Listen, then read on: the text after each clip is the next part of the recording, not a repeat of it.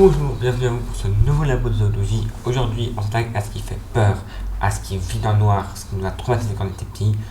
Je parle bien sûr des croque-mitaines. Alors, attention, regardez bien sous votre nid qu'il n'y ait personne, parce que là, ça va être marrant. Alors, le croque-mitaine, ou croque-mitaine, je dirais, est une créature ancienne, car on le retrouve dès l'Antiquité.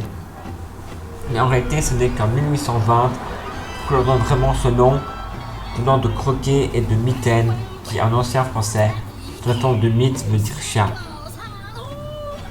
Ainsi, donc, le croque-mitaine est un mangeur de chats, au cœur d'histoires pour effrayer les enfants qui en sont victimes. C'est dans la République de Platon que l'on trouve le croque-mitaine mentionné pour la première fois. À cette époque, c'est plutôt d'une croque-mitaine que l'on désigne comme un mormon, un esprit. D'ailleurs, la première d'entre elles s'appellerait Gélo, une voleuse d'enfants de Lesbos, une ville qui avait à l'époque, de Athènes.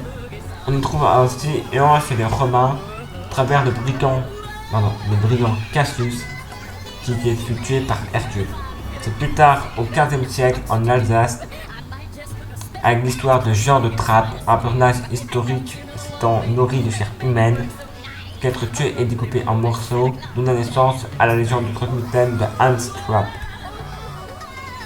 On trouve ainsi des croque-mitaines partout en Europe, l'homme au crochet de Wallonie, Alpora en Irlande, le Boogeyman en Allemagne, Bogelman en Espagne, Babou en Provence.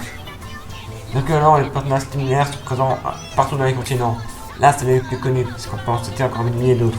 De manière générale, en fait, on les décrit comme ceci. C'est une sorte d'énorme ogre, mais il reste très différent du point de vue morphologique selon les régions et les pays. Par contre, ils ont quelques points communs, comme par exemple ils enlèvent les enfants pour les dévorer et ne s'intéressent pas aux adultes. D'ailleurs, pour attirer les enfants, ils leur offrent des bonbons, des chocolats et tout autre de friandises. Ce qui, d'ailleurs, comme on dit souvent que les friandises on ne peut pas manger trop tard. À l'époque, on disait en fait, ce que l'on connaît des gens, si on peut manger trop tard, c'est pas bon.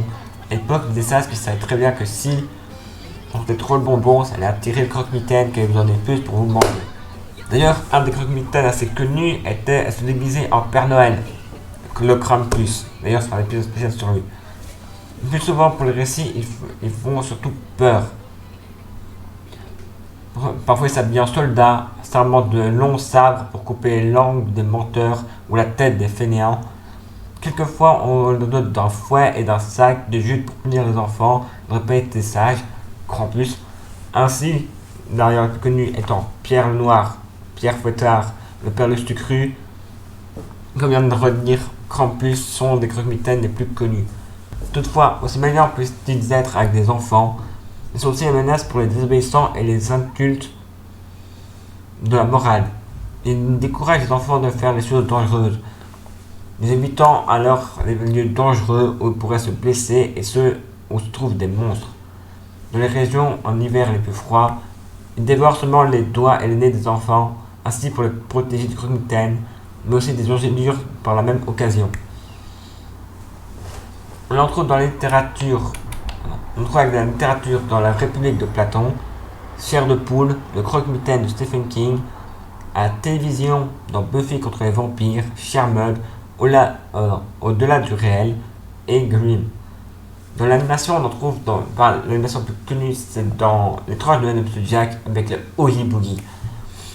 Hey, ça, une petite figure. Dans le jeu de rôle, dans Pathfinder, on a le plus connu d'ailleurs, dans les jeux vidéo dans Swagman,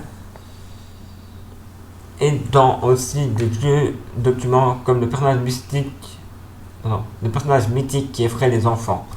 Sur ce, je vous laisse, et n'oubliez pas, faites attention aux croque-mitaines sous le lit. Allez, à bientôt!